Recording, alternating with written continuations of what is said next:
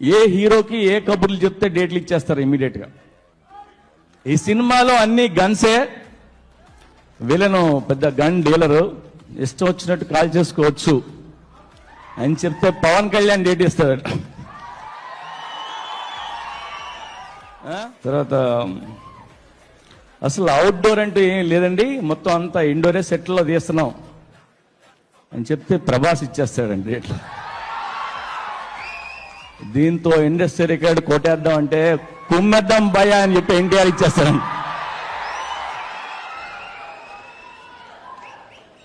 ఇవాళ shooting start చేస్తే 30 రోజుల్లో అయిపోద్దండి అంటే రవితేజ ఇస్తాడు డేట్లు. అండ్ రేపు సినిమా స్టార్ట్ అవుతుంది సార్, ఎప్పుడు ఫినిష్ అవుతుందో తెలియదు అని చెప్తే మహేష్ బాబు ఇస్తాడు.